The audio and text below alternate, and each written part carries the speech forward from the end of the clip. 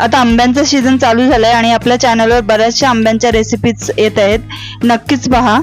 2 दिवसांपूर्वी mango लस्सीचा shorts आपण टाकला आहे, पाहिला नसेल तर लिंक डिस्क्रिप्शन बॉक्स मध्ये देते, जाऊन नक्कीच पहा. आज आपण बघणार आहोत चवीला अतिशय उत्तम बनणारा मँगोचा शिरा. तर मग करूयात सुरुवात, पण त्याआधी पटकन जाऊन चॅनलला सबस्क्राईब करा, जेणेकरून अशा छान छान रेसिपी मी तुमच्यासाठी घेऊन येईन. इथे मी 1 वाटी रवा घेतलेला आहे, त्याचसोबत आपल्याला लागणार आहे 2 वाटी मँगो पल्प. रव्याच्या दुप्पट मँगो पल्प घ्यायचा आहे.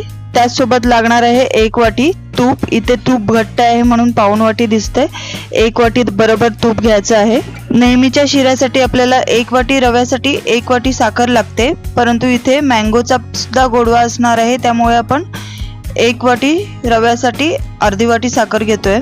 पुढे आपल्याला लागणार आहेत थोडे ड्रायफ्रुट्स. ड्रायफ्रुट्स तुमच्या आवडीनुसार घेऊ शकता. सोबतच थोडी वेलची पूड सुद्धा आपण घेतलेली आहे.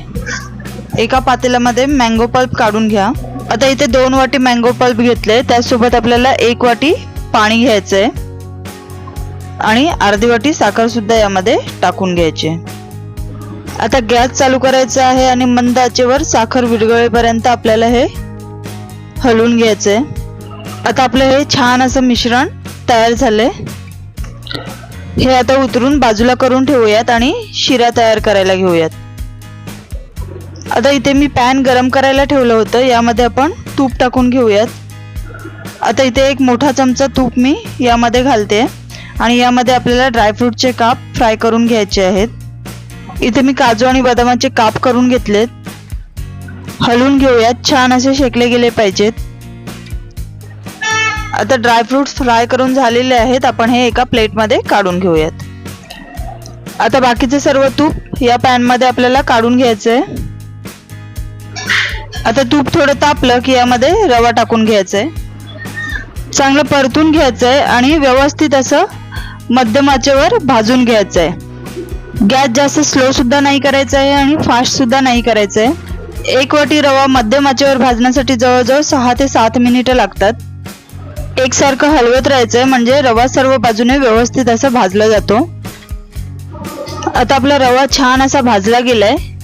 इथे बघू शकता तुम्ही, रव्याचा रंग सुद्धा बदललाय आणि सुगंध सुद्धा छान येतोय.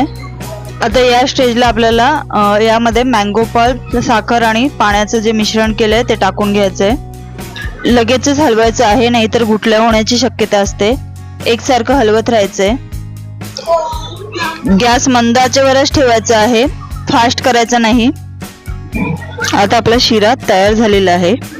या स्टेजला मी यामध्ये थोडं केसरचं दूध घालते. तुमच्याकडे केसर नसेल तरी सुद्धा चालेल, टोटली ऑप्शनल आहे. त्याचसोबत वेलची सुद्धा टाकायचे आणि जे आपण ड्रायफ्रुट्स फ्राय केले होते ते सुद्धा या स्टेजला यामध्ये टाकायचे आहेत. थोडे पिस्त्याचे काप सुद्धा टाकते.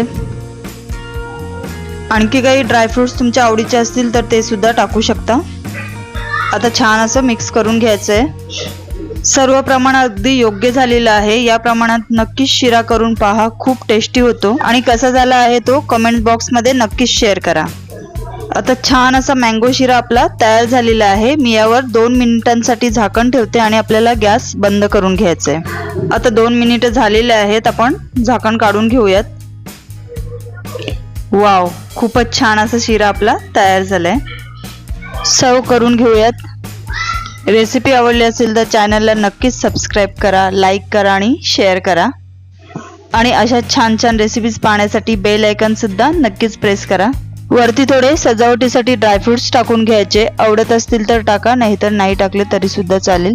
व्हिडिओ पाहिल्याबद्दल खूप खूप धन्यवाद. भेटूया अशा छानशा रेसिपी सोबत पुढच्या व्हिडिओमध्ये.